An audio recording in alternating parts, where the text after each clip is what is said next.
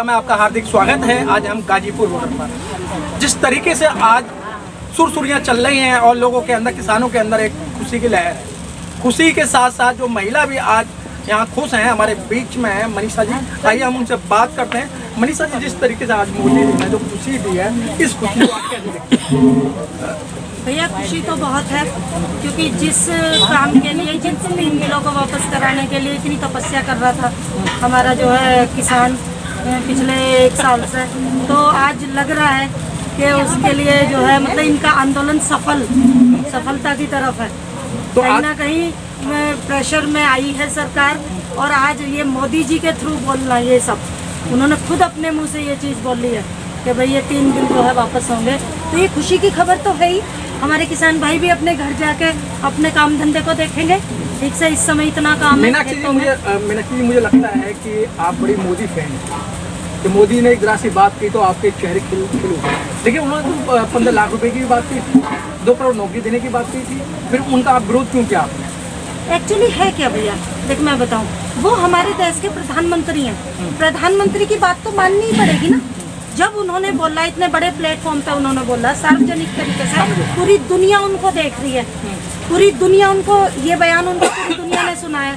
हम मानते हैं कि हमारे जो है प्रधानमंत्री जी जुमलेबाज हैं और झूठ भी बहुत बोलते हैं, लेकिन फिर भी देश की जनता होने के नाते, किसान होने के नाते हम कहीं ना कहीं बिलीव तो करेंगे ना उनकी बात पे। लेकिन मनीषा जी, किसान तो मान के राजी नहीं है ना। किसान तो अभी ये कह रहे हैं भाई तो ये तो जुमले फेंकते हैं, हम इनकी बातों पे नहीं आएंगे। असल में किसान उस तरह से नहीं मान रहा, तभी तो किसान ये कह रहा। अगर उनका विश्वास होता तो आज ही कहीं ना कहीं बोरिया बिस्तर उठाते और अपने घर की तरफ चल देता किसान।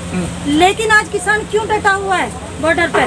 सिर्फ इसलिए क्योंकि उन्होंने पहली जो बातें हैं उनकी, वो जुमलेबाजी सिद्ध हुई है। कहीं ऐसा ना हो अमित शाह 15 दिन बाद कह रहे कि जी ये तो जुमला था, जैसे उन्होंने उसको कहा था 15-15 लाख को कि जी ये तो जुमला था। तो कहीं ये भी जुमला साबित ना हो जाए, इसीलिए तो हमारे किसान जो है भाई यहाँ डटे हुए हैं। और तभी जाएंगे इस बार जब ये जिस उससे चैनल से ये आए थे बिल, उसी चैनल से वापस होंगे। ममता जी, जिस तरीके आज है, मुझे लगता है आपके परिवार, आपके जो हस्बैंड है, बिजनेस का काम करते हैं। ये जब से 2014 से जब से सरकार बनी है, तो बिजनेस का क्या हाल रहा है? क्योंकि पत्नी को बहुत अच्छा अनुभव होता है, पति घर में जाके कहते हैं कि भाई आज इतना नुकसान हो गया, इतना हो गया। क्या कामों पे क्या फर्क पड़ा है? एक्चुअली मेरे हस्बैंड तो किसान है। किसान भी है, हम किसान हैं। और अपना बिजनेस भी करते हैं। और बिजनेस जो कर रहे थे वो तो सारा ठप ही हो गया है। हमारा मार्केट के अंदर हम बैठे अपना काम भी करते हैं। अच्छा। और मार्केट में अगर 2-4 दुकानें डेली ना बंद होती हैं इनके लिए, और उनसे जब पूछा जाता है कि वे बंद क्यों कर रहे हैं, कि हर चीज महंगाई, हर चीज पे जीएसटी लग रही है, बचत सही नहीं है। सिर्फ 2-4 दुकानें वे खुली हुई हैं, चाहे तो वो शराब की दुकानें हैं, चाहे वो खाने वाले की दुकानें हैं, मजबूरी में खाना भी पड़ेगा, तो वो दुकानें तो चल रही हैं। लेकिन बाकी की मार्केट में आप एक बार जमीन स्तर पे जाके एक बार मार्केट की हालत पूछे तो सारे लोग अगर रोते हुए ना मिल जाए आत्महत्या करने लग रहे हैं लोग। इतनी महंगाई हो चुकी है कि जितनी वो उन्हें बचत होती थी उनमें, आज उनकी कोई बचत नहीं है। तो बिजनेस की जो बात करें तो बिजनेस आगे नहीं बढ़ रहा है या क्या पीछे डाउन जा रहा है? बिजनेस बढ़ने डाउन चला गया। इतनी महंगाई में देखो, वो वहाँ से खरीद के लाते हैं महंगा, जब उन्हें महंगा पीछे से ही मिल रहा है, और उन्हें 2 रुपए की बचत वहाँ हो रही थी, आज वो भी खत्म हो चुकी है। तो आने वाला जो बंदा है वो अपनी रोजी रोटी चला ले, अपना कपड़े तन पर पहन ले। जो आज सब मार्केट से अपने सामान खरीदते थे फैशन के, इधर उधर जाने के या अपनी मौज मस्ती के, वे तो सब बंद हो गया।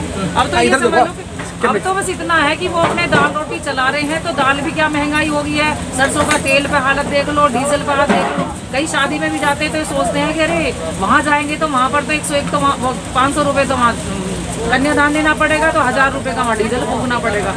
तो हर आदमी हर चीज से रो रहा है। आप कहीं भी जाओ, किसी आदमी से जमीन स्तर से बात करके देखें, तब आपको पता लगेगा। लेकिन मैडम ममता जी, इस समय जो कुछ बिजनेसमैन है वो भी बहुत टारगेट रहे, जैसे अंबानी की बात कर लूँ, अडानी की बात कर लूँ, टाटा बिरला की बात कर लूँ, ये जो जनता है उसमें काफी उसमें रहे कि भाई जो ये है आके इन्होंने देश बर्बाद किया। हाँ बिल्कुल, इन्होंने देश बर्बाद किया है। क्यों? क्योंकि ये तो पता नहीं कि ये जो है विदेश। अच्छा, किसने? बिजनेसमैनों ने बर्बाद किया या मोदी जी ने किया? मोदी जी ने। बिजनेसमैन कहाँ से आए? मोदी जी तो लेकर आए बिजनेसमैनों को, उनको ही तो सब चीज बेचने लग रहे हैं धीरे धीरे करके। कहीं बैंक बेच रहे हैं, कहीं रेलवे स्टेशन बेच रहे हैं, सब चीज तो उन्होंने बेच के रख दी। लेकिन कामयाबी की तरफ से आप देख लो, 2 साल से तो कोरोना आ रखा है। इनसे ये पूछो कि तुमने स्कूल कितने खुलवाए हैं, तुमने शिक्षा के नाम पे क्या काम करा है। ये अनपढ़ रहेगा। और सबसे ज्यादा तुम देख लो कि गली मोहल्लों में अब ये देखो शराब की दुकानें ठेके कितने खुल चुके हैं, क्योंकि उन्हें जिस चीज से बचत हो रही है उनको वे खुलवाए जा रहे हैं। यहाँ पर ये देश सिर्फ नशे की हालत में जाएगा। जिस तरीके से ठेके खुलने लग रहे हैं, जिस तरीके से यहाँ बच्चे नशा करने लगे हैं और पढ़ाई बिल्कुल बंद हो चुकी है, तो अनपढ़ रहेगा देश और जाकर नशा करेंगे। आदमी जो परेशान होता है तो नशे की तरफ बढ़ता है, न कमाने को कुछ है। सारे जवान लड़के गली गली घूम रहे हैं, तो आज वे किस स्तर पे जा रहे हैं, जमीनी हालत जाके तो देखो उनकी क्या हालत हो रही है। तो क्या लगता है कि अब जो चुनाव डिक्लेयर हो गया उत्तर प्रदेश का 5 राज्यों के अंदर, क्या लगता है 5 राज्यों के अंदर जो डिक्लेयर हुआ है चुनाव, उसी का डर है जो आज इन्होंने आकर के टीवी पर ये खुलासा किया है कि 3 कानून हम वापस ले रहे हैं। ये उसी का डर है इन्हें, जो 3 राज्यों में चुनाव आने वाले हैं। अच्छा मैडम, ये कानून और ये एमएसपी भी अगर कानून बन जाता है फिर तो सरकार बढ़िया है ना? सरकार कहाँ की बढ़िया है? सरकार का तो सबको पता लग गया, ये जुमलेबाजी तो खेलते आएंगे, ऐसी टॉफी देते रहेंगे और फिर कुछ ना कुछ ले आएंगे, आपकी बात जीतेंगे, फिर कुछ ना कुछ खड़ा कर देंगे। तो इस बार टॉफी नहीं लेंगे आप? बिल्कुल भी नहीं। तो इस बार 15 लाख की जगह 30 लाख रुपए आप मिलेंगे? मेरे से पूछो तो मैं तो मोदी की बहुत बड़ी फैन थी, मेरे तो घर में वोट लगाई होती। बिल्कुल बेटा लड़ती थी हमेशा मोदी के लिए। ये आपने सच्चाई बोला है। बिल्कुल सच्चाई है ये। मैं अपने घर में लड़ती थी, इसके लिए मेरी वोट सारी मोदी को ही जाती थी। लेकिन अब की बार पूरी तरह से समझ चुके हैं, अब कोई वोट नहीं देगा मेरे घर में से, मेरे परिवार का सब कोई। हम सबने मोदी जी को ही वोट किया था 2017 में भी। हम लोगों ने मोदी जी के हम फैन रहे हैं, योगी जी को भी हम बहुत पसंद करते थे। लेकिन इनकी जो ये गलत नीतियाँ रही है ना, किसानों के खिलाफ, मजदूरों के खिलाफ, अच्छा ममता जी, मैं आपसे एक पूछना चाहूँगा कि जिनको घंटा हिलाना चाहिए वो सत्ता में है और जिनको सत्ता में रहना चाहिए वो घंटा हिला रहे हैं। तभी तो ये पुरुष प्रधान देश इन्होंने तो सीख लिया। तो आपने गलती करी ना? हाँ बिल्कुल, बहुत बड़ी गलती की है। आगे गलती नहीं होगी? नहीं गलती होगी। क्या जातिवाद नहीं होगा? नहीं होगा जातिवाद। हिंदू मुस्लिम नहीं होगा? बिल्कुल हम क्यों करेंगे हिंदू मुस्लिम? क्यों आगे से सरकार आपने हिंदू मुस्लिम पे बनाई है ना? नहीं, बिल्कुल भी नहीं बनाई है। क्यों पुलवामा पे बनाई दिया? ऐसा कुछ नहीं, ये मोदी को वोट गई थी, ये बीजेपी को वोट नहीं गई थी, ये मोदी को वोट गई थी, क्योंकि सबका ये लग रहा था कि भाई ये प्रधानमंत्री बनाओ इसको और ये अच्छा देश चलाएगा। अच्छा ममता जी, फिर मैं वही बात आ रहा हूँ। अच्छा मोदी जी खराब है या बीजेपी खराब है? मोदी जी भी खराब है और बीजेपी भी खराब है। क्यों? आप तो कहते हैं मोदी जी की मैं बहुत बड़ी फैन हूँ। नहीं बिल्कुल फैन थी। हाँ। हमें क्या पता था कि हम किसी पार्टी का विरोध नहीं कर रहे हैं। नहीं, गरीब आदमी, गरीब माँ का लाल अगर प्रधानमंत्री बन गया तो आप गरीब है?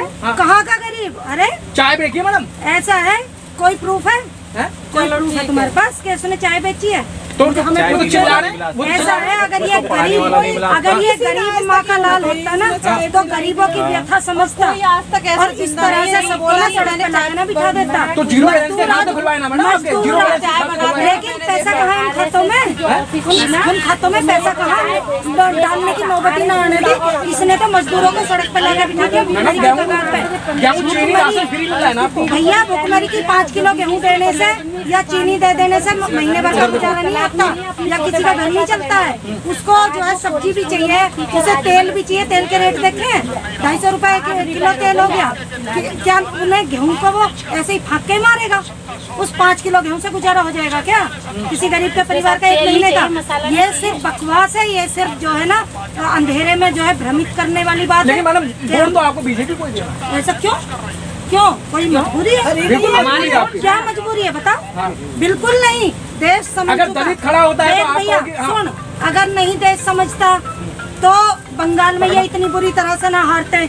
अगर इनको बंगाल में जो हार मिली है ना, वो इनकी जो इन गलत नीतियों की वजह से मिली है। अगर हिंदू मुस्लिम का चुनाव होता तो ये बंगाल में जीतते और वही होगा। मैडम बंगाल का चुनाव आपकी समझ में नहीं आया? बंगाल का चुनाव अगर रिपोर्टर बता सकता है क्या? वहाँ पे भी एक ब्राह्मण वर्सेस ब्राह्मण वोट हुआ है, न कि वो आम जनता के बीच वोट हुआ है। नहीं, बिल्कुल भी नहीं। और यूपी में भी देख जनता समझ चुकी, यूपी की जनता बहुत समझदार हो चुकी है, क्योंकि उन्होंने 7 साल हो गए। 30 लाख रुपए नहीं चाहिए? उन्हें 7 साल कौन से 30 लाख नहीं चाहिए? 15 लाख कौन से 30 लाख रुपए? 15 लाख रुपए दिए ना? नहीं चाहिए।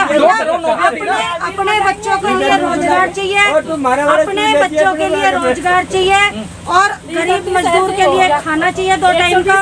हम वैसा समाज ममता जी क्या फ्री राशन नहीं दे रहे मोदी जी? वो समाज चाहते फ्री हैं। राशन करना चाहिए हमें हाथ जोड़वा ले और हमें अपने हाल पे छोड़ दे अपना स्वास्थ्य बीमा भी तो आपका हो रहा है ना? गुजरात में चला मैडम आपको स्वास्थ्य बीमा ही तो हो रहा है और 2000 रुपए कौन से 2000 मिल रहे हैं? डेट बता दो हमें, हम वापस कर देंगे जी। जो अपना खाता है अकाउंट नंबर दे दो, हमें उसी में वापस कर देंगे। मैं एक बात बताऊं भैया, जो ये सम्मान निधि के नाम पे 2000 रुपए जो दे रहे हैं ना, हमसे ले ले 4000 वापस। हमें ना चाहिए। नहीं तो पहले हमें हमारी फसल की कीमत दे दे, हमारे MSP पे गारंटी दे दे और ये 3 बिल अपने वापस ले ले भैया। ये अपने घर, हम अपने घर गुजरात चला जाएगा भाई।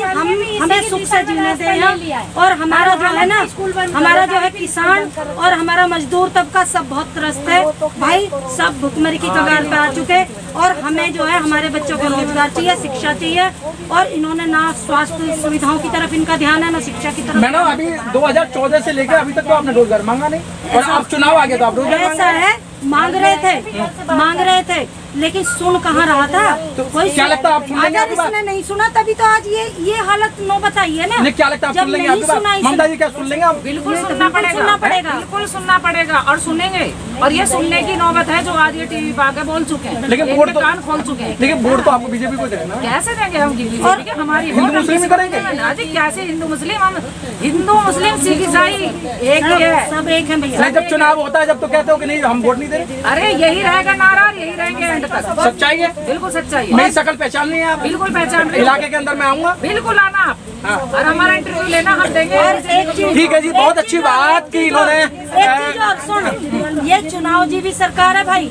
ये चुनाव में आके ही सुनती है जनता की बात और अब चूंकि चुनाव सर पे आ गए, इन्हें हारने का डर लग रहा है, इसलिए ये अब जनता की बात सुनेंगे।